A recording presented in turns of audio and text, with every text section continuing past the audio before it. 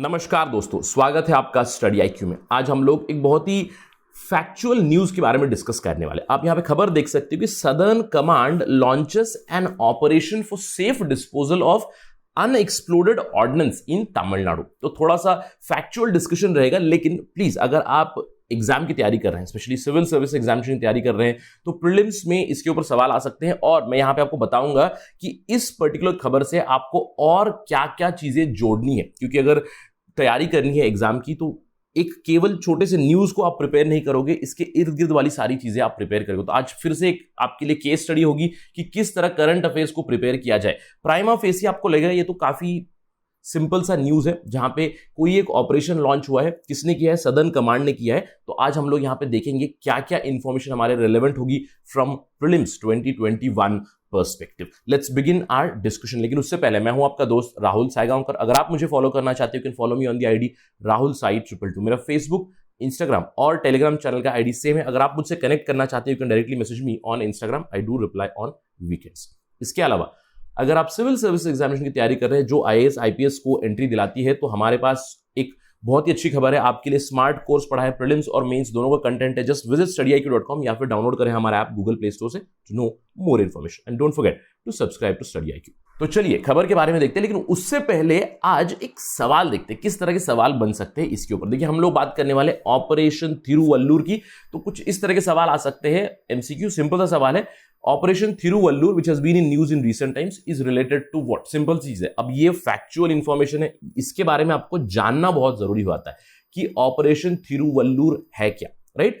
तो काफी कंफ्यूजिंग सी चीजें आ सकती है, जैसे कि रिट्रीविंग स्टोलन आर्टिफैक्ट्स, या फिर स्वच्छ टेंपल मूवमेंट इन तमिलनाडु, या फिर identifying and deporting people in of Sri Lankan refugees etcetera. तो आपको यहां पे जानना है कि सही जवाब है B, disposal of old ordinance. अब होता क्या है एग्जैक्टली? चलिए बात करते हैं इस ऑपरेशन थिरुवल्लुर के बारे में। देखिए, न्यूज यहां पे देख सकते हो आप, operation Thiruvallur, press information bureau की रिपोर्ट है ये। Indian army's massive effort to ensure and enhance security of citizens. अब ये कैसे सिक्योरिटी मेंटेन करेंगे? देखिए, सदर्न कमांड जो है इंडियन आर्मी का, उन्होंने लॉन्च किया है ये ऑपरेशन थिरुवल्लुर। अब ये ऑपरेशन थिरुवल्लुर में क्या होगा? डिस्पोजल होगा 10 टन अनएक्सप्लोडेड ऑर्डिनेंस। ऑर्डिनेंस क्या होता है? यानी कि जो आर्म्स एंड एम्यूनिशन होते हैं, मेनली जो छोटे छोटे जो ब्लास्ट करने वाले एम्यूनिशन होते हैं, उसे कहते हैं ऑर्डिनेंस।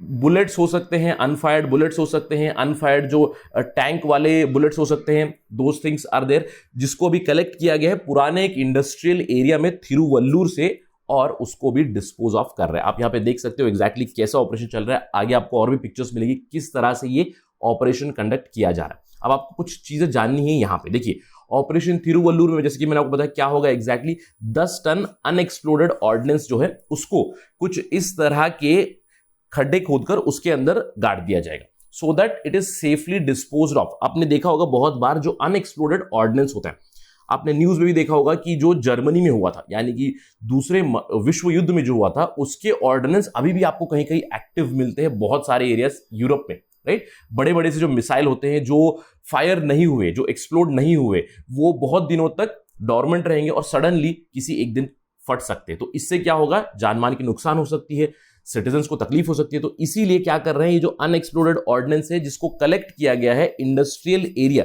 जो ऑर्डिनेंस फैक्ट्री थी उसके इर्द गिर्द वाला एरिया, जो सिपकॉट इंडस्ट्रियल एरिया है। सिपकॉट क्या है? Small industries promotion corporation of Tamil Nadu है, उसका एक इंडस्ट्रियल एस्टेट है। कहां पे?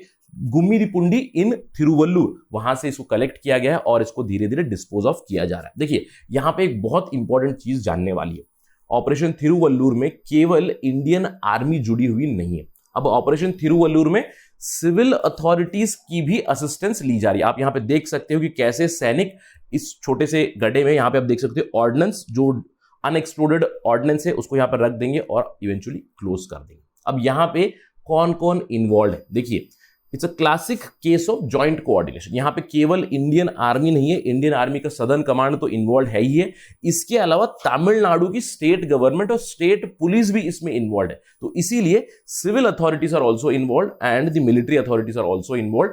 किस चीज में, किस मुहिम में लगे हुए ये लोग? To enhance and ensure the security of citizens. आप यहां पे देख सकते हो कि जो ऑर्डिनेंस है इससे नुकसान हो सकता है, अगर ये फिर से फटेगा तो it is going to create havoc in these places, that is why they are disposing it off. ये तो खबर हो गई। जैसे कि मैंने आपको बताया था कि फैक्चुअल डिस्कशन होगा टू अ लार्ज पार्ट, लेकिन यहां से हमें कुछ इंफॉर्मेशन जरूर निकालनी है। हम लोगों ने देखा ऑपरेशन थिरुवल्लुर है क्या, अब हमें जानना है कि ये सदर्न कमांड है क्या एग्जैक्टली आर्मी का, क्योंकि इस पे भी सवाल आ सकते हैं। जैसे कि सिंपल सवाल है, इंडिया के कितने आर्मी के कमांड से, राइट? अगर हम लोग देखें, इंडिया के 7 आर्मी हेडक्वार्टर्स है, और यहां पे आपको प्रीलिम्स पॉइंट ऑफ व्यू से कुछ बहुत ही जरूरी चीज ध्यान रखनी है, राइट? जैसे कि मैंने आपको बताया 7 आर्मी की कमांड है। अब सिंपल लॉजिक से अगर आपको गेस भी करना होगा तो आप जानते हो कि 4 दिशाओं में 4 रहेंगे, right? Northern command, eastern command, western command और सदर्न कमांड।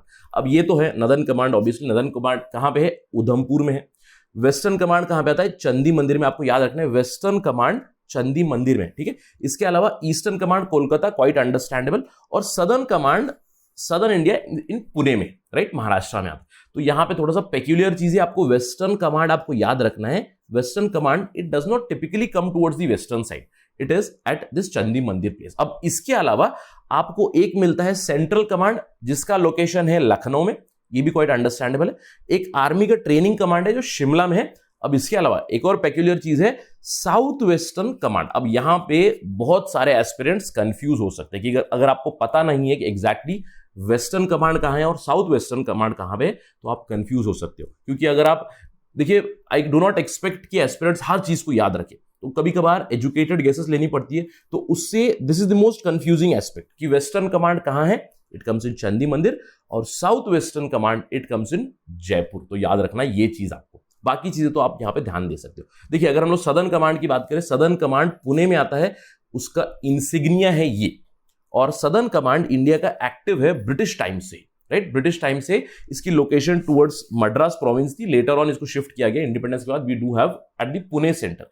1895 से एक्टिव है, और सदर्न कमांड ने काफी ज्यादा इंडियन फोर्सेस की मदद की है, यानी कि कहां कहां उन्होंने रोल अदा किया है। Southern command was very much active during princely state का जो इंटीग्रेशन हो रहा था, और सदर्न कमांड ने जो हैदराबाद को इंटीग्रेट किया था उसमें उन्होंने भाग अदा किया था। जूनागढ़ में जो हुआ था उसमें भी उन्होंने भाग अदा किया था। तो इन्होंने काफी इंपॉर्टेंट इन्वॉल्वमेंट की है। इसके अलावा 1961 में जो गोवा का एनेक्सेशन हुआ था, वहां पे भी southern command was very much active. It was also involved in Indo पाक वॉर 1961 में भी, 1965 में भी और 1971 में, राइट? तो ये था सदर्न कमांड के बारे में। अब अगली डिस्कशन होगी हमारी थिरुवल्लुर के बारे में, क्योंकि नॉर्मली साउथ इंडिया में जैसे चले जाए, तमिलनाडु में चले जाए, तो Dravidian architecture is very very prominent. तो आपको जानना है थिरुवल्लुर और उसकी थोड़ी सी इंपॉर्टेंस। अब इन जनरल मैं आपको एक एडवाइस दे सकता हूं कि थिरुवल्लुर के बारे में और भी ज्यादा इंफॉर्मेशन लीजिए, बट यहां पे मैं आर्ट एंड आर्किटेक्चर से थोड़ा सा डिस्कशन करने वाला हूं। थिरुवल्लुर एक फास्ट डेवलपिंग सिटी है which is on the banks of river Cooum. आपको याद रखना है, Thiruvallur is a city on the banks of river Cooum. अब आपको एक और चीज भी याद रखनी है, थिरुवल्लुर जो आता है वो चेन्नई मेट्रोपॉलिटन एरिया का एक भाग है। अब अगला सवाल ये उठता है आपके लिए, आप मुझे बताइए कि चेन्नई मेट्रोपॉलिटन एरिया में और कौन से डिस्ट्रिक्ट्स आते हैं। जैसे एक तो मैंने आपको बता दिया है, थिरुवल्लुर डिस्ट्रिक्ट है जो चेन्नई मेट्रोपॉलिटन का भाग है। जैसे अगर मैं दिल्ली की बात करूं, देखिए दिल्ली में आपको नोएडा से एरियाज मिल जाएंगे, एनसीआर रीजन में नोएडा है, गुड़गांव है, you have many other places, right, from Haryana, UP. तो वैसे ही अगर हम लोग बात करें यहाँ पे चेन्नई मेट्रोपॉलिटन एरिया में, all the areas from Chennai only are involve, but metropolitan area जैसे ही बता दें तो अलग अलग जिले इसमें इन्वॉल्व होंगे, थोड़ा थोड़ा एरिया इसमें इन्वॉल्व होगा। तो कौन से एरियाज है which are part of Chennai metropolitan area? Please let me know in the comment section, right? एक तो थिरुवल्लुर है, there is another one Kanchipuram also. Apart from that there are many others. Please find out and let me know which districts are part and parcel of Chennai metropolitan area, right?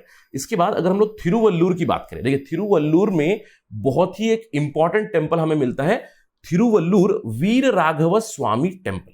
अब इस temple के साथ जुड़ी हुई एक story है जो इस प्लेस के नाम से भी जुड़ा हुआ है। देखिए थिरुवल्लुर, थिरु मतलब गॉड, थिरु यानी कि भगवान, और एल्लुवा इससे ये डिराइव हुआ इसका नाम थिरुवल्लुर। थिरु एल्लुवा मतलब गॉड कहां सोए। थिरु एल्लुवा का मतलब है, देखिए एक कहानी से जुड़ी हुई है। ये कहा जाता है कि भगवान विष्णु की जो अवतार है एक वीर राघव स्वामी, वो पहुंचे यहाँ पे थिरुवल्लुर, और उन्होंने यहाँ पे मंदिर के पास एक सेंट से पूछा कि मुझे एक रात के लिए सोने की जगह चाहिए। तो इसीलिए थिरुवल्लुर, ये जो वीर राघव स्वामी टेंपल है, यहाँ पे माना जाता है कि विष्णु ने यहाँ पे 1 नाइट स्पेंड किया था। तो that is the story connected to this. और ये जो टेम्पल है लॉर्ड विष्णु से जुड़ा हुआ है। और जैसे ही लॉर्ड विष्णु की बातें हो जाए तो हमें तमिलनाडु से दो चीजें याद रखनी पड़ेगी, एक तो सेंट्स अल्वार और सेंट्स नायनार्स। और ये जो टेम्पल है एक द्रविडियन स्टाइल का टेम्पल है, थिरुवल्लूर वीर राघव स्वामी टेम्पल, जिसका मेंशन आता है आपको दिव्य प्रबंधम में। अब ये दिव्य प्रबंधम क्या है? दिव्य प्रबंधम एक कैनन है, यानी कि लिखा हुआ है, मिडिवल राइटिंग है। किसने लिखा हुआ है? अल्वार सेंट्स ने। तो अब सवाल भी उठता है कि अल्वार सेंट्स कौन है? जैसे अल्वार सेंट्स आ गए तो नायनार सेंट्स कौन है? तो यहां पे इसकी भी डिटेल्स आपको लेनी पड़ेगी। तो इस तरह की आपकी प्रिपरेशन होनी चाहिए कि ऑपरेशन थिरुवल्लूर, पहले ऑपरेशन थिरुवल्लूर क्या है, थिरुवल्लूर के बारे में पढ़ना है, सदर्न कमांड क्या है, और सारे कमांड्स के बारे में पढ़ना है। अब ये अल्वार सेंट्स कौन होते हैं? Alvars are the worshippers of lord Vishnu, और नायनार्स होते हैं वर्शिपर्स ऑफ लॉर्ड शिवा। तो आपको ये सारी चीजें बहुत मदद करेंगी प्रीलिम्स में। तो इस तरह की आपको प्रिपरेशन भी करनी है in general from current affairs perspective. जो भी टॉपिक आएगा उसके इर्द गिर्द वाली बहुत सारी चीजें उठानी है। आप प्लीज यहां पे फोकस कीजिएगा। थिरुवल्लूर वीर राघव स्वामी temple, which is a Dravidian temple which has a mention in Divya Prabandham, and please remember Divya Prabandham also. That is it as of now from my side. Thank you very much. Jai Hind.